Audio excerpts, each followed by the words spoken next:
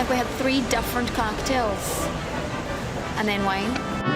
Hey, fuck off! So if I'm leaving, like, Pizza Express.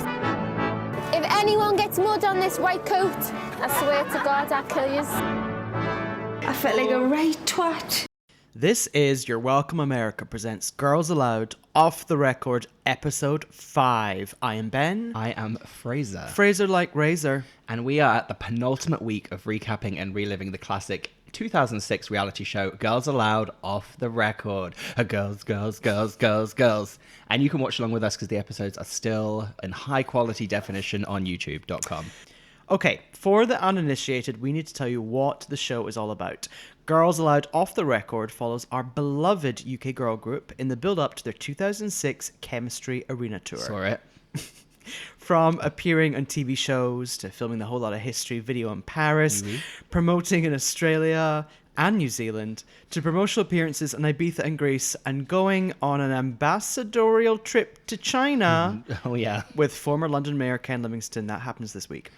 When did they go to New Zealand? I don't know. So I don't know where this description is. Once again, like the show has so many montages just to fool us that they're just busy gals. Yeah. Don't remember the New Zealand leg. Anyway, here is what's coming up in episode 5. This week, our famous 5 face a colossal clash of cultures when they head east to China as guests of Ken Livingstone. I've always been a Girls Aloud fan. But they soon suffer a bad case of homesickness. I don't like it, Hillary. I don't like it. And meet some very bemused locals. Do you know the English pop band Girls Aloud? For A-list girls used to the VIP treatment, it's a shock to the system. Maybe they think that we're all hot. And things don't exactly go according to plan. That was the worst performance I have ever done. While back home in Newcastle, Cheryl gets a warmer reception than she bargained for. He's weighing on his... It has pissed all over his... Right. Oof, my goof. This episode is problematic. Yeah, this is a tough one for everyone involved. Yes, it sure is. I mean, Ken Livingstone comes off okay. Yeah, I'm not sure this whole episode does what it intended for Chinese and London relations, not UK, London. Hey, if you are enjoying our shows, please follow us on Instagram and Twitter. You're Welcome America on Instagram. You're Welcome USA on Twitter. Fraser, what is our email address? It's Your Welcome America podcast at gmail.com. Thank and your you. is spelled U-R, not Y-O-U-R. You see, I ask you every time because I just don't remember. Let's do it.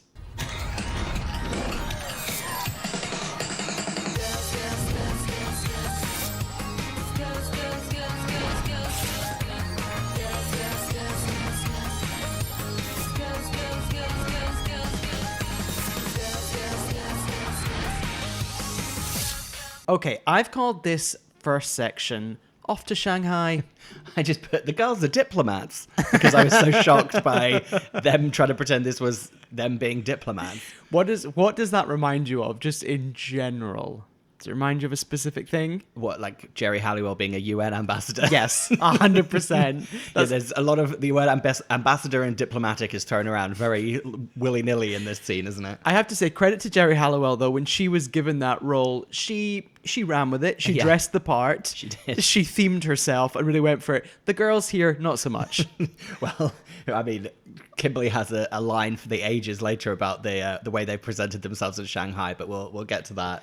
So, just to give you all some context, Girls Aloud have been invited to be cultural ambassadors for London. Yeah. And which is fun because they're all like, well, none of us are from London, but we live there. Sure. It's like us being cultural ambassadors for LA. Yeah, very like, oh, sure, I guess we can kind of represent it, but we're really not a part of it. Yeah. I like we've got a lovely shot of Hillary Shaw in a hotel suite, and it's probably like 3 a.m. They've just got to Shanghai, and she's sitting there, and she's gone posher than ever, and she's like, we are part of the cultural delegation headed by Ken Livingstone. Delegation, that was another word that I was like, Hills, I'm not so sure about that one. Oh, also the voiceover here says, the girls have been invited to communist China. Yeah, they're heading to communist China. We see them just kind of getting into a people carrier. Nadine's wearing a Baker Boy hat. Baker boy count number 1. Good to travel in, because do you know what? You can just, you hide your hair, you bung your hair up. If you don't want people to see you, you put that little front bit down. Also, if you've got like a window seat and you're leaning against the wall, which is always plastic and not that comfy, you can cushion yourself with the Baker Boy hat. More hygienic as well. No, not put your head where everyone else's head has been. Oh, well, they didn't know that back then. Well, they also, so this is where we get a bit of a dry statement about basically the record company essentially saying that this trip is, yes, it's great for them to be part of the delegation, but really they want to try and see what the kind of Chinese market is like for them to break into. Then we get a very, very wild and very rogue line from voiceover just before we get into the people carrier that describes them as the newly formed Oriental ambassadors. Oh. No. And that is our first true clanger of this episode. Just also to say here, we get a lovely bit of time with Ken Livingstone, I should say, where he says that he thinks that Girls Aloud will help China understand Britain. Thoughts? I mean, I guess. I mean, they are British. Sure. I don't know what else to say to that. They don't feel like a particularly very London act. I feel like a London act would have been like... like who from this time? We're in 2006. The only person I could think of was Katie B. She wasn't around yet, but I feel like if you want to show people London, send over Katie B. I keep on moving till the lights on. With the lights on. I love Katie B. Yeah, me too.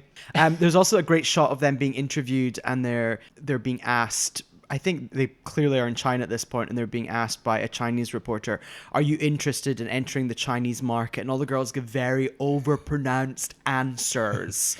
Yes, we are. But Sarah, it's either here or somewhere else, she says something, which I'm like, Sarah, that's very polite. And she's like, if they want us to come, we'll come. Well, I mean, if anything, this episode teaches me that the only people that have any respect for other cultures are Sarah and Nadine. Yeah. And then actually they're pretty disrespectful at some points.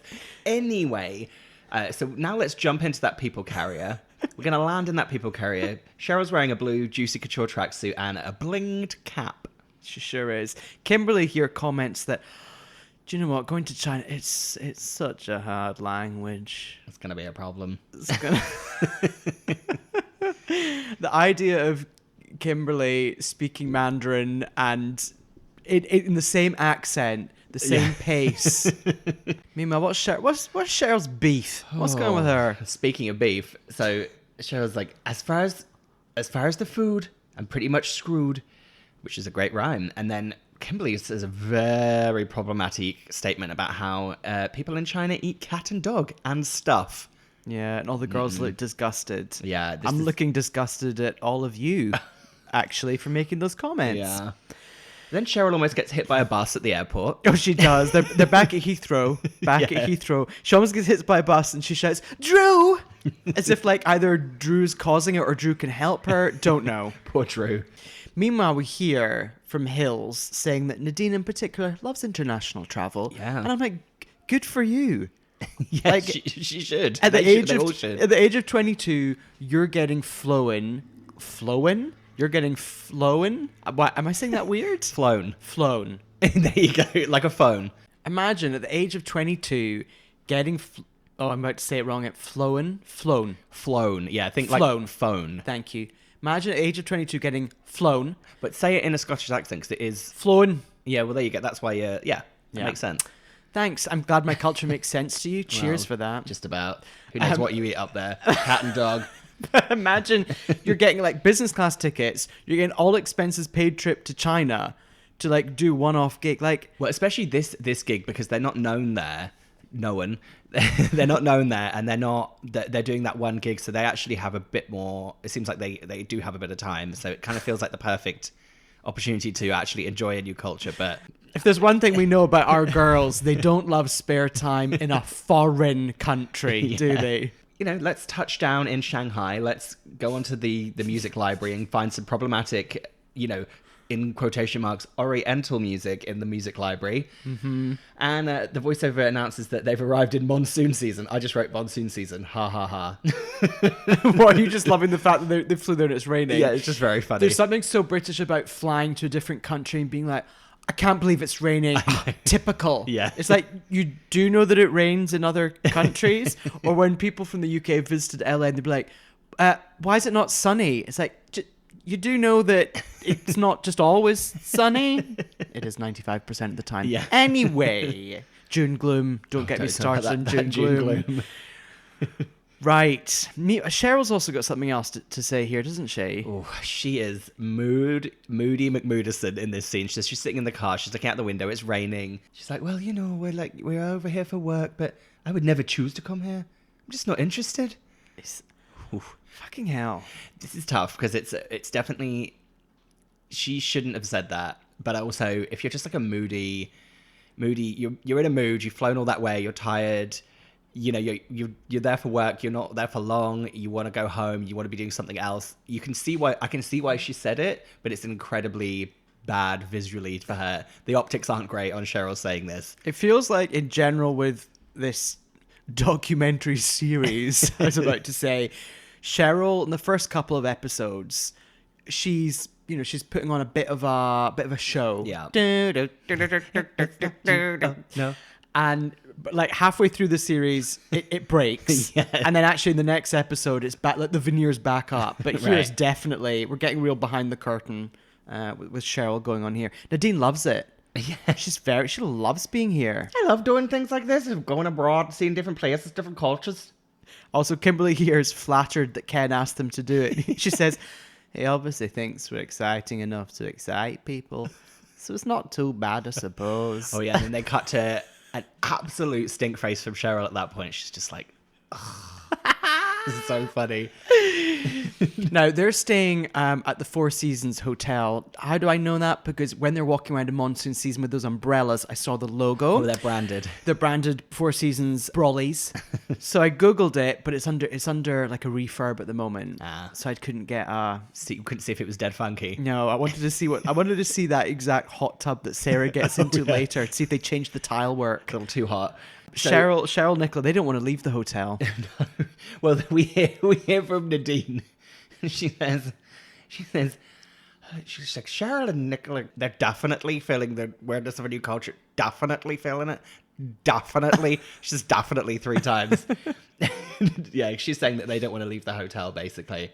What have we learned from this documentary so far? If there's anyone that's just gonna brave it and put on a brave front, it'll be Sarah, Nadine, and our Kim. Yeah. Be like, oh, all right, we'll just go out and have a look at the temple.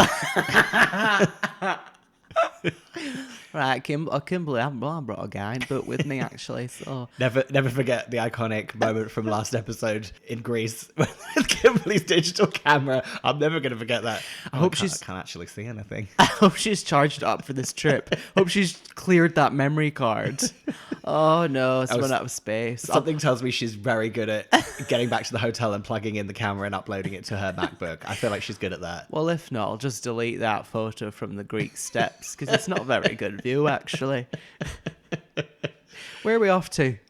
We're off to a temple. Well, we're off to Cheryl's idea of hell. Cheryl's idea of hell is a Buddhist temple in the rain. Now, they're in the temple. Nadine and Sarah here are quite the twosome. Well, before we go into the temple, Hillary's saying to Cheryl's complaining, saying it's her idea of hell, and she's complaining to Hillary, and we just get a great cutaway of Kimberly under her umbrella, and she gets bumped from behind, and she goes, "Ooh!" Someone bumps her umbrella, and she goes, "Ooh!" So busy. It's just a small moment, but I really loved it. So busy She's here. like, oh gosh, it's like Piccadilly Circus. This is why I don't live in Zone 1. Oh, we'll get to that. We'll get to that abode later. So they're in the temple. Nadine and Sarah, they're having a good time. Nadine says, "This is nice, Sarah. I'm going to say a prayer." Love that. I love the idea of a temple, a beautiful, like hundreds, if not thousands of years old temple. It impressed Nadine. Well, she doesn't know what kind of prayer to do, though, does she? Because she says, "I need to do a prayer, but I don't know what she's saying here. You don't say a Hail Mary." No, Nadine, you do not say a Hail Mary at a Buddhist temple. Thank goodness for Sarah, because she's got some thoughts, doesn't she? Yeah, she says you just put your hands together and do a bow, and she makes a noise. Like an Yeah, she does like a yoga Yeah. Completely wrong country. Oh, She's doing like a kind of Hindu like yoga. It's not good. How much do you bet at some point Sarah's gone on a yoga retreat? Oh, God. Like, you know what I mean? Like a yoga retreat in Ibiza where she's either like had like a party week first and then yoga the second week, or the other way around. Or maybe halfway through the yoga week, she's gone on a massive night out. I'll tell you something. I would love to go and do that with Sarah. If you were like, you and Sez are going to take a week where you're going to do a week of partying, then a yoga retreat in like Ibiza town, I'd absolutely do that with her. I honestly feel like Sarah's really good fun. She is. She's having a blast in Shanghai, that's for sure. Right. Well, there's some sexy guys checking them out in the temple as well, and they say that's good karma from their prayers in the temple. Mm-hmm. So they thank God and Buddha. We also get here. Is it here where Sarah's trying to learn the language? Oh yeah, they're in the taxi. Sarah,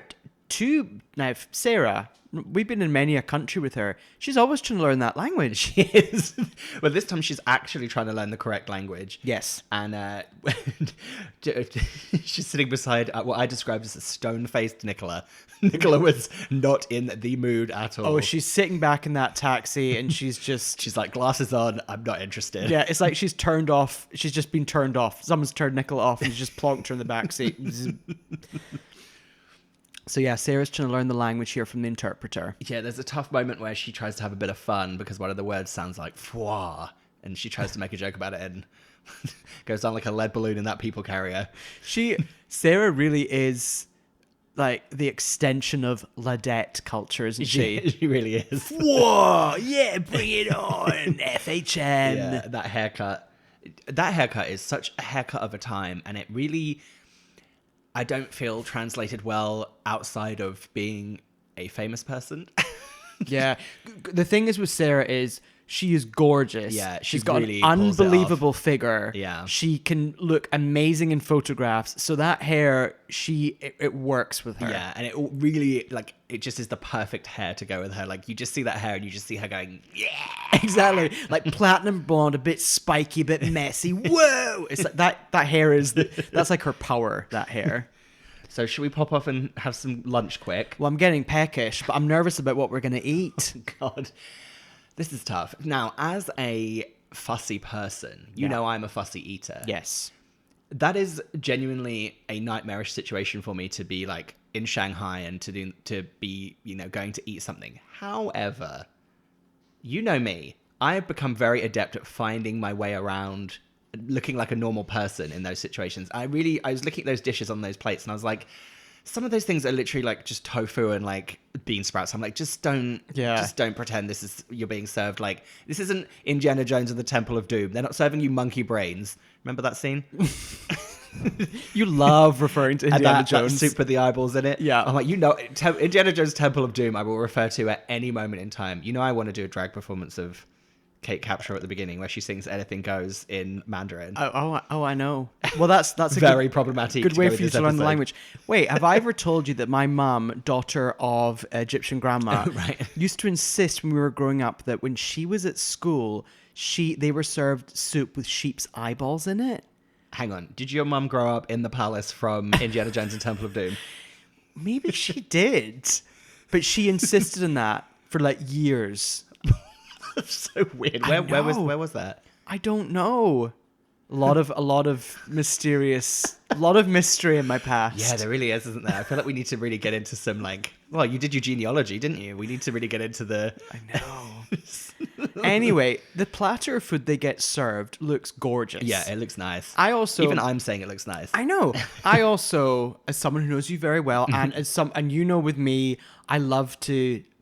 I like to be in control. I like to make decisions. Yeah. But I would love to be in Shanghai and have no idea what the food's going to be, and this gorgeous platter is just laid in front of you, and you just eat it. Yeah, do you know what I mean? completely. Like, all the decisions have been made for you. If I genuinely, if I could specify vegetarian as an option, I now think I could have any plate of food put in front of me and just enjoy it. There you go. I'm a grown up. I've grown, but the girls are young. They are young. It's time for them to grow. What would you have been like age 22 in this situation? I would have been exactly like them. I wouldn't have been exactly like them. I would have been internally having a complete meltdown, but externally I think I would have eaten like a side of white rice. I would have made sure the rice came my way and I would have nibbled on that and then panicked and gone and bought some food, gone to Macca's afterwards. Gone to Pizza Express? Well, yeah, that's where Drew, he was joking, right? I don't think Shanghai has Pizza Express. I'm going to Google it right now. Okay. Hang on. There is one. What? Is it the same one? Yeah. Are you kidding me? There's Pizza Express in Shanghai. Well, I mean, I guess that one in Soho, the Jazz Cafe one, was so successful they had to open one in Shanghai. Oh, that one's closed down, isn't it? It has closed That's down. sad. It is sad. It's the end of an era. I love that Pizza Express. So they're struggling with their food. They have this gorgeous circular platter of food, which they just sort of like shoo away. And then Drew says, we're going to have to head to Pizza Express. But before they go there or wherever they're going to go, they're going to have to go to the toilet, aren't they?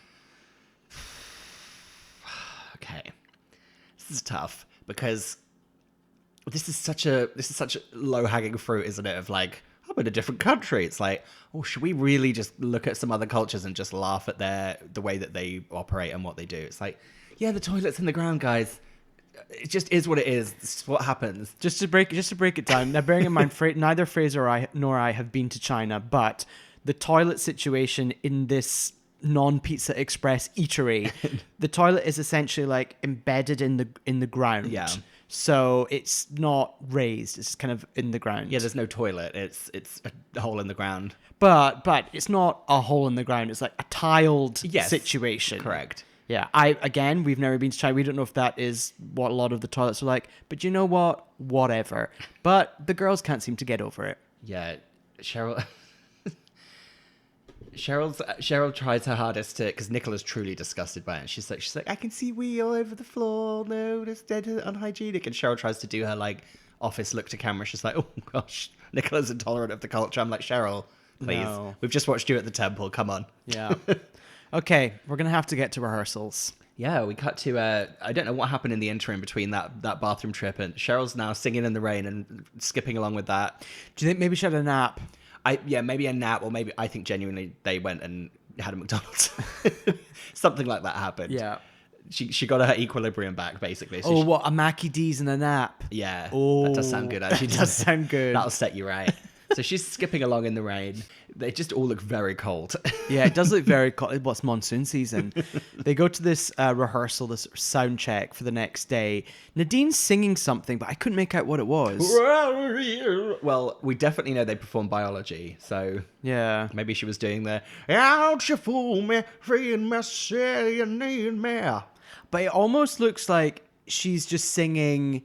She's just doing her runs. Yeah, her scales. Nadine, can you just do a quick warm up, quick sound check for us? Sorry, just do Fields of Gold. I've been watching you, do among the fields of barley. I literally just was singing that in the episode. I just edited. So they have the rehearsals. It's for the big ambassadorial diplomatic gig the next day. We start to hear from the voiceover and just elsewhere that this is actually a big deal. This is very important. It's a big deal. They're really ramping up that pressure. Yeah. So we hear from James Bidwell, the CEO of Visit London. He basically just breaks it down for us. He says they're gonna. It's kind of a big Chinese, it's a big ambassadorial thing where they're going to have a performance by Girls Aloud and also a performance by the winner of Chinese Pop Idol. Yes. Very important. Did you look her up? I didn't, no. Okay, I did. So there's lots of different stuff from her. She's very androgynous. Yeah, she's got a great look. So for New Year 2020 going to 2021, I found this video of her performing with these other artists on the most unbelievable, massive, potentially CGI set. Oh, it's really fun. Okay, it's huge. Okay, James Bidwell. What do you think James Bidwell's experience with Girls Aloud's back catalogue is?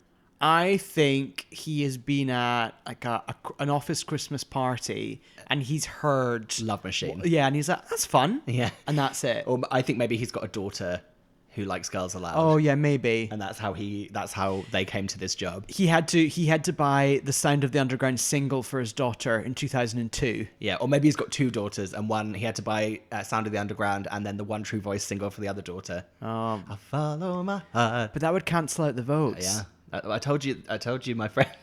My friend I worked with at Sainsbury's, she bought both singles because she liked both songs. And I told her, Gemma, that cancels out the vote. Well, it's, once again, it's like me with Victoria Beckham and Sophie Ellis-Bextor. Got to support both. Anyway, What's going on back at the hotel? So It's been chilly today. I could do with warming up. I called this hot tub chat with Sarah. Now this scene seems like we're gonna, because we see Sarah getting into the hot tub and settling in, and it's like, oh, we're gonna have a real chat with Sarah. I mean, if anything, this is at best one sentence from Sarah before she gets too hot and overwhelmed by the by the hot tub. But she's basically saying that the impact of why they're there, or like the fact that they've been asked to be there, has kind of hit her, and she's like, oh, it's actually really nice that they asked us, and also, yeah, this would, imagine if this gave us some kind of foothold in China, this is actually quite kind of a big deal, which is great. And then she just says cut. She basically puts out, she does the international motion for cut, and then she just goes, oh god, she's like, I'm just too hot, I'm sweating like a bastard. Great phrase. Oh, Sarah. Right. They all have a sleep at the Four Seasons, and the next day is the day of the gig. So I want to talk about their look that they've gone for. Yeah. So, we open up with hearing a little snippet of the show. Not often that we hear a actual single as the backdrop for the episode. Yeah, we're going to meet the press. So basically, we're going to do kind of a photo op with Ken Livingstone and the Chinese pop idol winner and the girls. So I wrote outfits.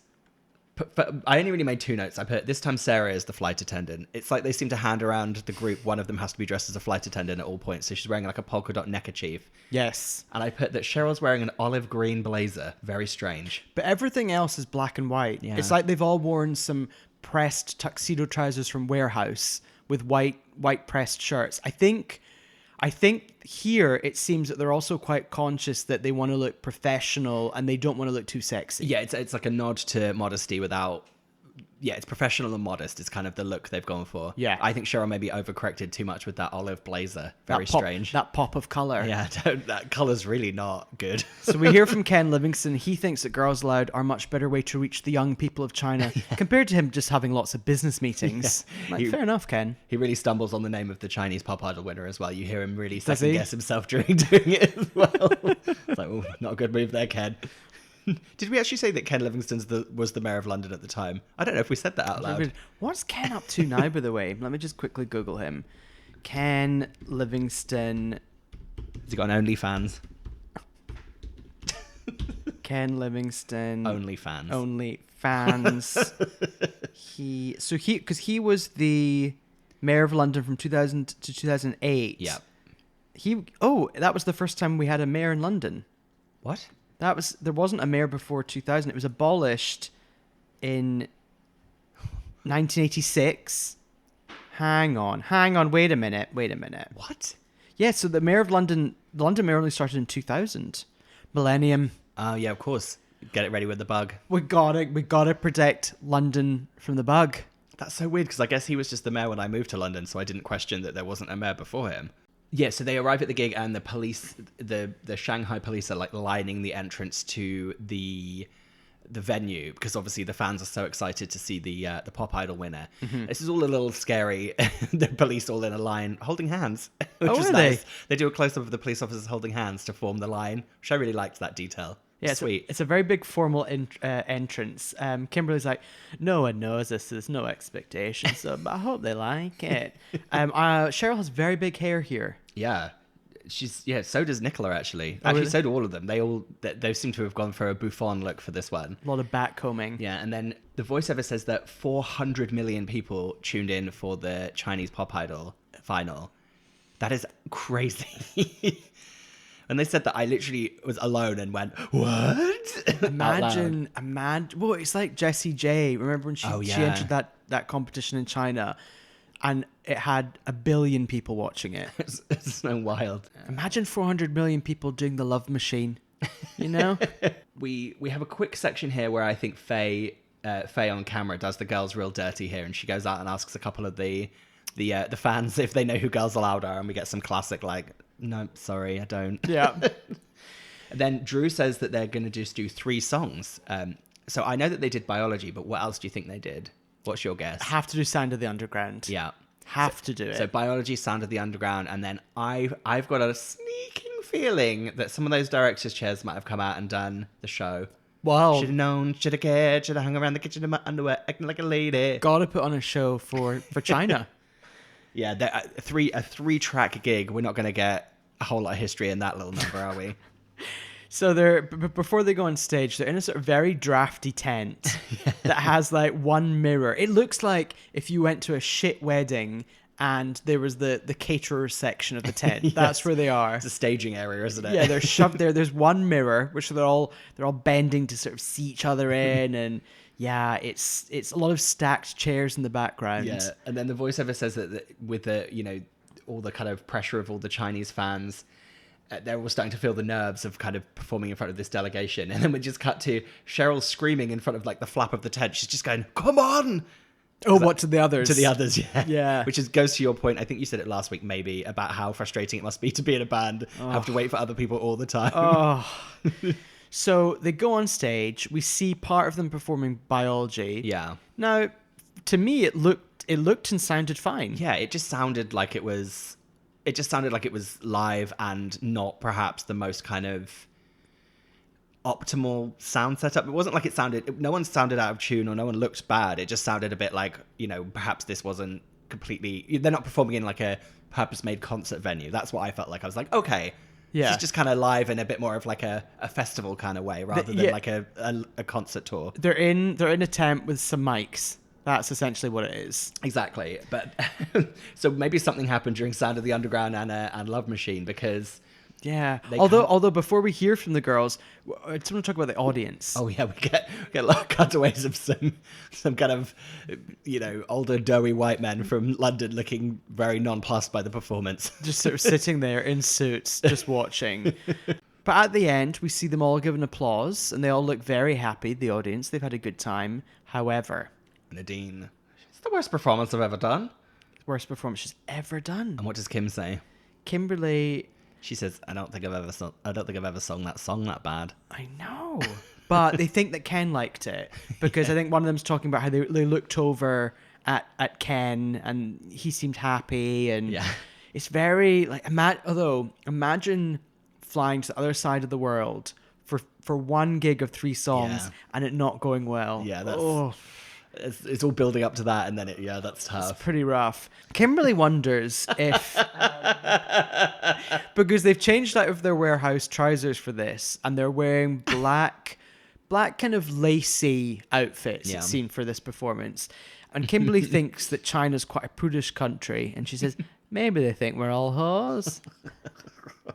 That was my favourite line of the whole episode. It's really good. I hope they don't all think we're all whores. But Ken and the Visit London guy, they think it was great. Yeah, they're high as a kite, especially that guy who's so happy it's all... This has probably been the combination of months of work for old what's-his-face Visit London CEO, isn't it? Yeah, he's got the girls to sign a Love Machine single, you know, for his kids. Right. Oh, should we head home with Kim? We should. We're back from China. We've got a day off. So Kimberly's off to see her boyfriend, Justin. Now. Yeah. Justin. Member of Triple Eight? Triple Eight. Triple Eight had one fun song. What was it? I think I had it on single. Maybe? I seem to remember they were wearing a lot of like baggy fire trap jeans in the video. So, Triple Eight, we just watched some of their song, Give Me a Reason. You didn't see the music video there, but they managed to hire the CGI celeb from Billy Piper's Because We Want To video, and it's just chasing them around the streets. Okay. Yeah, chasing them around like a back alley in Dalston. It's nice that Kimberly and Justin have been together from the very beginning of her career and are still together now and have their kids together. And it's classic Kim, isn't it? Just to solidly be like, yep, this is happening. And I am happy that she's just, I love her. So talking about being happy, we're off to see Justin. They go to see him at their flat that they've got. And they just, you know what? They've got a busy day of just rearranging that garden furniture in the terrace. Well, before we get there, in the car on the way there, Kimberly says something which I think is just, for a show where we're kind of maybe seeing people not appreciating some of the parts of being famous, etc., etc. She says something that is just, it just sums her up to a T and is perfect. She basically says, she's like, this is all, I'm going to do it in my own voice because I feel like I'm being serious. She says, this is all I ever wanted to do. All I ever wanted to was perform and do this, and I already feel like I've achieved that. So she says, from anything here onwards is a bonus because I've already achieved my dreams. And I was just like, Kimberly. Oh, lovely. That makes me so happy because it makes me not worried about her in any capacity ever since Girls Aloud have like split up. Because I'm just like, for her like doing Strictly, she's like, oh, that's fun. I know. And also, after 2006 onwards, Girls Aloud became even bigger. Yeah. So she got a great bonus. Yeah, she really did. So yes, let's talk about that terrace. Okay. What so are we seeing? So we're on a terrace. I think this flat is maybe in North London. I don't know why. It just feels like somewhere in North London. Right. I think like Crouch End. Yeah, maybe. Or near where that complex where they all moved into when they Right. first moved to London. It's somewhere around there. Yeah. You know, well, I know the area. I just buy the flat next door. It's got a terrace. It's a good sized terrace for Yeah, London. very good. Gotta say that. And they've bought some big chunky wooden furniture. The kind of furniture you have to really, it's not folding. You have to like really You like need two people to pick up that table and move it. Oh, you sure can't do that do. by yourself. Well, Justin's been waiting there for months while, you know, she's been off in China. But now she's back. They can They've move got the furniture. some real kind of, what's the word when you trim a bush? Mm-hmm. What's the word I'm looking for? You think you have topiary? Yes, there's a couple of real topiary pieces, but Yes. they're kind of pre-made, pre-topiaried kind of plants from Homebase. She's got a couple of them, which I really like. Yeah. And she talks about this is her first place that she's bought, I think she Yeah. says. And she had it for about a year, and she's been living with Justin for maybe a year Yeah. or something. Meanwhile, through this, she's wearing a cozy mohair knit with big disc earrings. Yeah, and then Justin calls her a geek, and then says that she's always very organized, and that she's actually a band member / tour manager for Girls Aloud because she's always organized and she knows all the travel details. So of course she does. I feel like Kimberly at some point, even though Drew and Hillary are there, I feel like at some point she's held all of the girls' passports in her hand. Yeah. Kimberly's also like, I just want to make sure, Hillary, I just want to make sure all the girls are signed up to air miles. So at the end of Girls Aloud, we can fly for free forever. And now she can basically she's given a plane by British Airways because she's flown so much. They should have Kimberly on the side of a plane, a British Airways plane. Like in her, the Promise kind of look. That she'd look great at that. No, you're thinking more Virgin. Oh, yes, that's what I'm thinking in of. the red dress. Yeah. Yeah. I could see that. God, how many air miles do you think they would have at the end of Girls Aloud? A lot. I mean, you'd be like, I don't know, diamond, triple status forever. Oh, the dream. Right. I mean, I didn't make many notes in that scene because it was just lovely and solid. It's a very short scene for my notes as well because I actually was just listening to her. I wasn't taking notes. It's just like, oh, yeah. Next up, we get an image of the Angel of the North. We do. And the B-side song Crazy Fool is playing while Hillary's talking about how Cheryl, is a real homebody and loves to go home. Mm-hmm.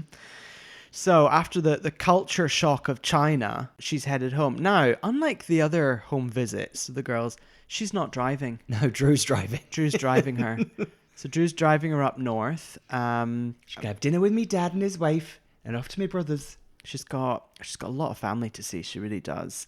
She says at this point that she hated London at first. Hated it? I hated London. Just wanted to come back here. I know.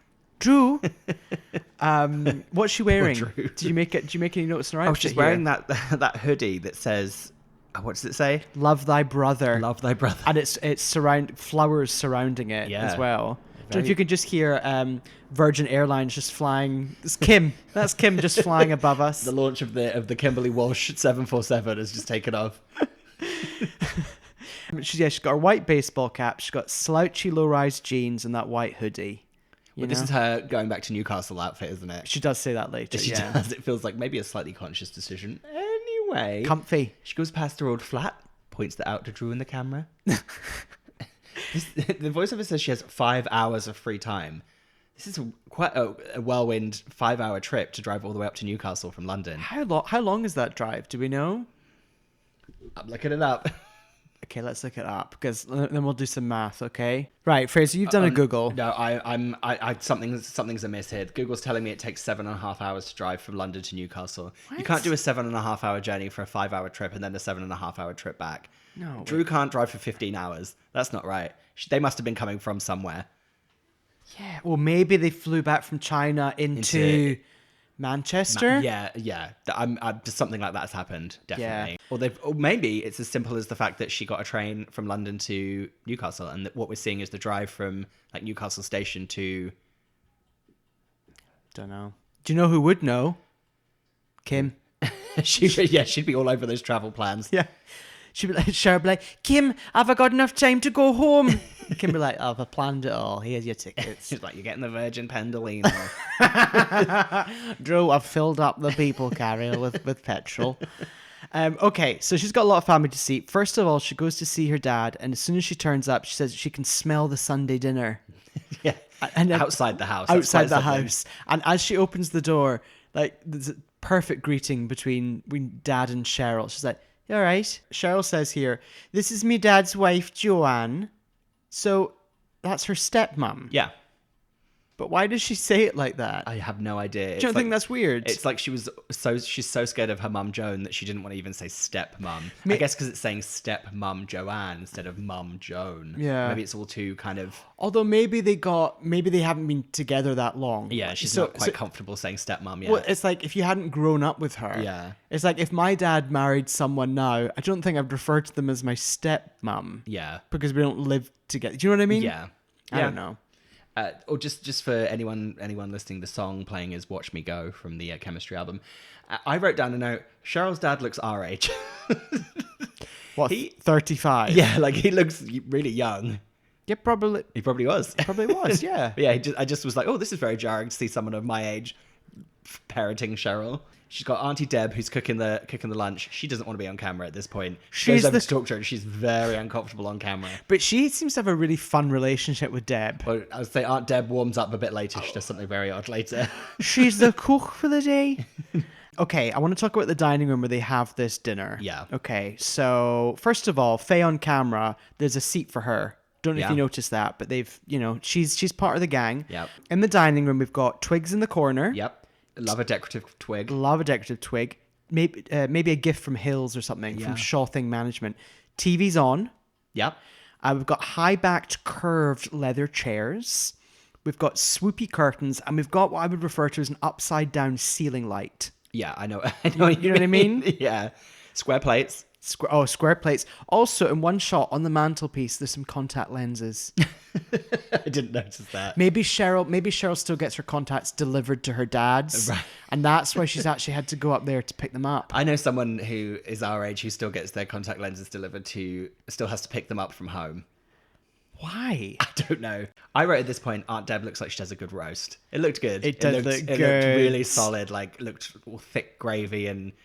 Oh. I don't often crave a roast here because it was never really my favorite meal. But just when I was watching that earlier today, I was like, oh, I could have a roast actually. It's very rarely roast weather in LA, but if it's slightly cooler. Well, I'll tell you what, I saw this and then I was on Instagram and I was looking at Rochelle from the Saturday's Instagram for some reason, and she was eating a nut roast and she took a really good picture of this nut roast, and these two things combined, I was like, oh, I could have a nut roast as well because I love a nut roast. Should I say nut roast again? Nut roast. Drew's at the table. Yeah. And then this is where she, they're just kind of obviously asking Gary, like, what it's like to have a famous daughter, basically. And he kind of says that it's like looking at someone else's daughter on TV. He's like, not like how you are now, pointing to her in her Newcastle baggy jeans and a hoodie and a cap. He's like, I don't really know who that is, that glamorous person on TV. And she's like, oh, Dad. I also want to point out, so we've got Drew at the table. There's the seat for Faye. I think Faye's plate, I think she's got 2 Yorkshire puddings. Ooh, lucky. Faye. Lucky. What you like? Oh. 2 Yorks. I feel like we've talked about this before so many times, but when you have a roast dinner inside of a giant Yorkshire pudding, have you ever seen that? It's like a fun serving suggestion. You get one of those giant ones and you put all of the ingredients inside of it. I like that because the sides still stayed kind of dry, but then you get that. I really like sometimes when a bit of Yorkshire pudding gets kind of sloppy with gravy. A bit gooey. A bit like gooey and wet. So you got all the bottom of it is that, but you still got that crisp dry bit around the edge that you can like dip in the gravy. Which is weird for you. You do not like different textures. I don't, but hey, I'm an enigma. Okay, but if you were having a regular roast, how many Yorkshire puddings would you have? 2. You would have 2? Yeah. See, I don't know if I'd start off with one knowing... My family standard would be just 2 on the plate. Oh, okay. That was going to be my question. It depends because I don't want to get into my childhood too much, but it depends. If my mum was cooking, it would be 1 because they'd be so bad. But if my dad was cooking, we'd have 2 because he made really good Yorkshire puddings. Right. My mum's a terrible cook. Hers were, like an egg custard. Her Yorkshire puddings looked like egg custards. They were not risen, very, very dense. Not great. Eggy and Yeah. soggy and eggy, soggy, but also heavy. Yeah. Listen, being cooking was not my mother's strong point. Fun and entertainment, you got it.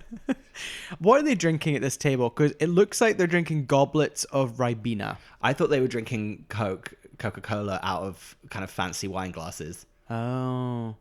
Okay. Some pop. Well, speaking of pop, Cheryl says, I miss being able to go to the shop to buy a can of pop without someone saying something, like a snide remark. And then her dad's like, oh, like what kind of, like, who does that?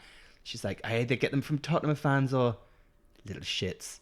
So I was confused by that, but then it must be because of Ashley. Yeah, he played for Arsenal. Right. And I think Arsenal and Tottenham are great rivals. Right. They're two of the London teams. Did he play for Arsenal or did he play for Chelsea? Don't know, don't care. Oh, I think he might have played for Chelsea. Oh no, I don't know. Do you know what I do care There's about? 3 London teams. I care about the shot of Cheryl just scraping some food into a bin.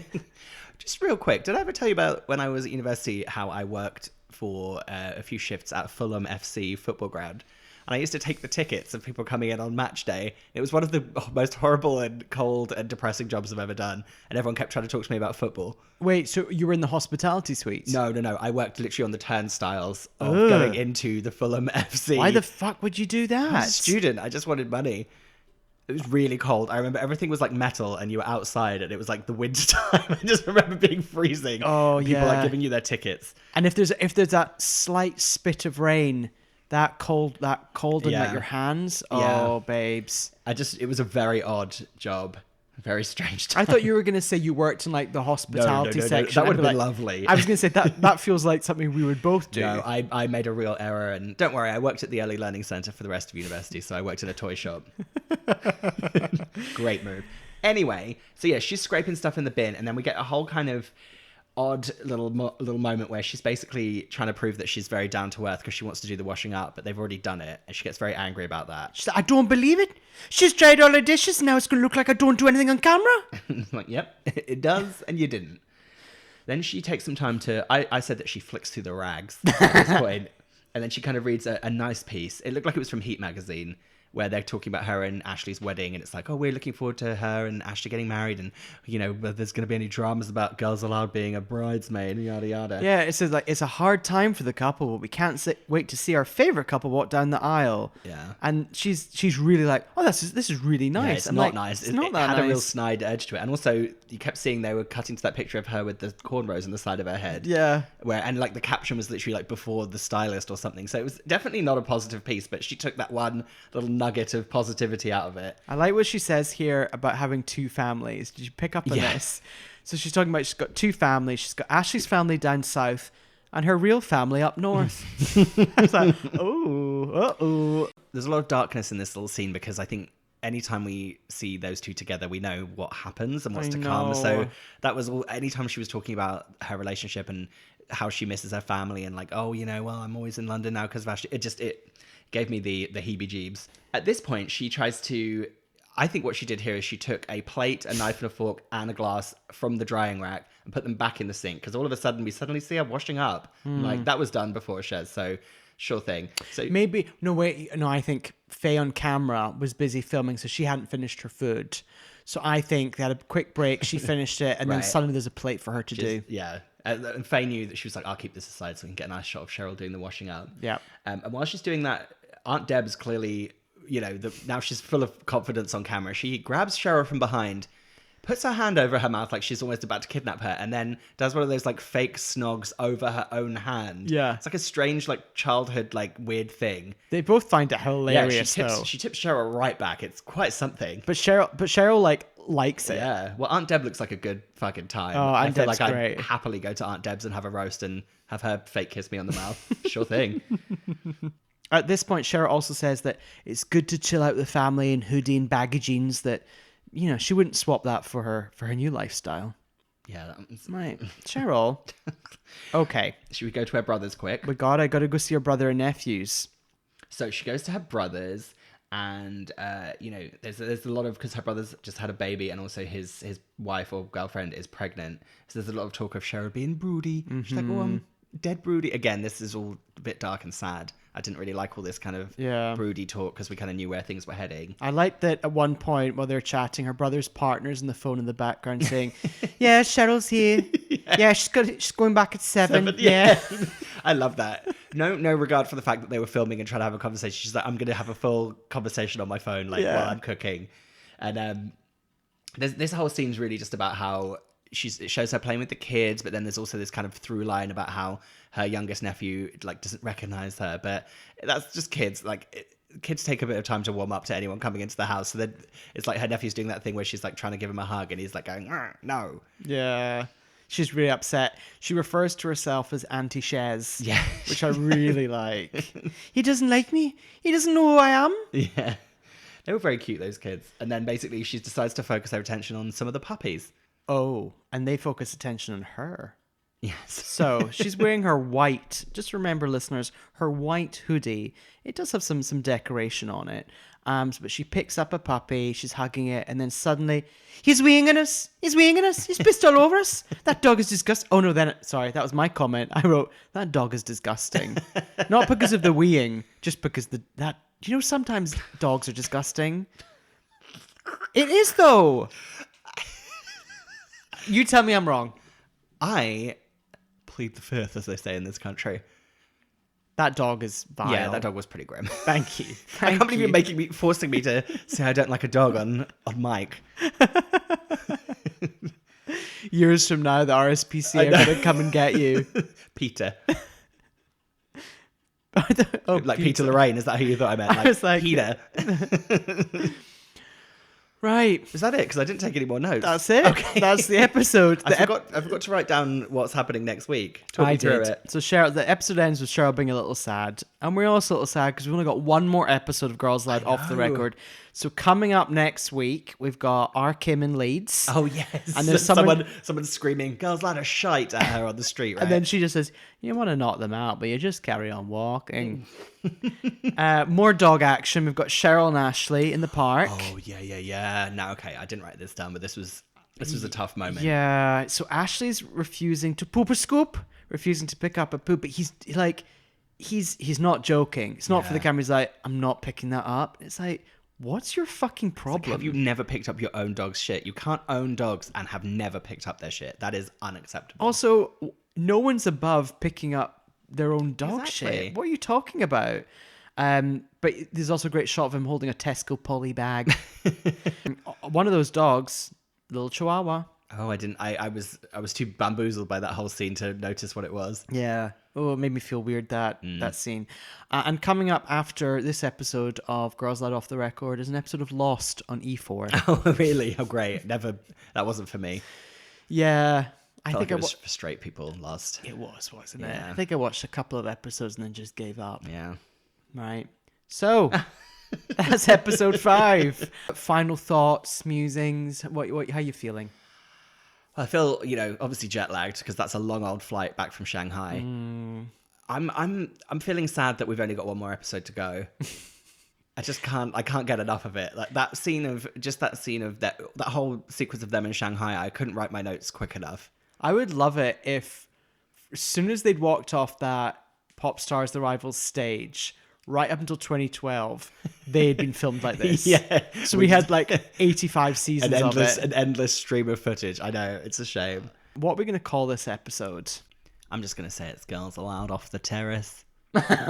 Perfect. Perfect. Did you notice she had just a canister of gas, like a propane gas thing for an outdoor heater, but there was no actual heater. It was just knocking around the patio. Maybe she'd bought that before. Maybe she bought that in advance, or maybe it also looked like the sort of canister that could hold the door open. Yeah. Maybe like the door to the terrace swings shut. Or I don't know. Maybe it was for a barbecue. Oh, it could be for a barbecue. Yeah. Or could it be a helium canister? Because I do think there could have been some sort of real lackluster, maybe OK Magazine shoot where they'd done some balloons out there in the terrace. Probably. Options. Well, that's it. Thank you as ever for listening. Please do get in touch on Instagram and Twitter. Watch along on YouTube. YouTube. You know that You're Welcome America, the main show, is every other Wednesday, but you'll get the final episode of this next Monday. And that's it. Yeah. Bye. You're welcome. Like we had 3 different cocktails. And then wine. So if I'm leaving like Pizza Express, If anyone gets mud on this white coat, I swear to God I'll kill you. I felt like a right twat.